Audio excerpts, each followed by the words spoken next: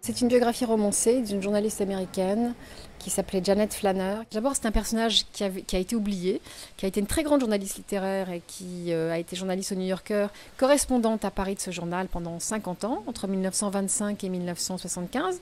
Alors Janet Flanner s'est très vite rendu compte dans les années 30 que le monde changeait, que l'Europe changeait, que Paris, qui était une fête, n'allait plus l'être pour longtemps. Tout d'un coup, en France, on s'est mis à parler de Mussolini, on s'est mis à parler d'Hitler, on s'est mis à parler de fascisme, on s'est mis à parler de corruption, d'affaires Stavisky. Il y a eu le 6 février 1934 à Paris, qui a été un moment historique très important où les ligues ont marché vers l'Assemblée, où Janet était présente et elle a compris que sa vie basculait à ce moment-là et que rien ne serait plus pareil. Et c'est là qu'elle a compris aussi qu'il fallait qu'elle parle de politique. Et donc, elle a proposé un portrait d'Hitler à son rédacteur en chef, qui ne voulait surtout pas entendre parler de politique, surtout pas. Et il lui a dit, mais Janet Flanner, qu'est-ce que c'est que ce Hitler? Est-ce qu'il mérite plus que Kathleen dans votre chronique? Et elle a tenu bon. Elle n'a pas rencontré Hitler, qui avait la fâcheuse habitude d'expulser les journalistes, mais elle a fait ce portrait en creux, en rencontrant les gens autour de lui. Elle a mis 6 mois, un peu plus, presque 8 mois, et elle a livré un magnifique portrait qui a été publié dans 3 numéros du New Yorker sur Hitler. Elle n'a pas tout compris d'Hitler, mais tout le monde n'a pas tout compris d'Hitler en 1934, c'était impossible. Elle-même s'est demandé si c'était plutôt un psychopathe ou plutôt un bouffon.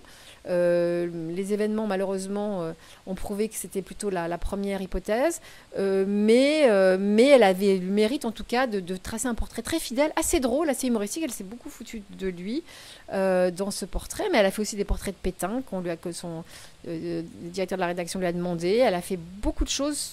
Puis elle est allée se balader partout, à Berlin, à Budapest, à Vienne, et elle a vu l'Europe en marche, le fascisme en marche, et elle a essayé de rapporter ça fidèlement, tout en creusant, en insistant pour que le New Yorker parle de politique, en tout cas pas uniquement des reportages, de la fiction, de la poésie, des auteurs célèbres, de l'humour aussi avec des cartoons, et puis de la vie trépidante de New York.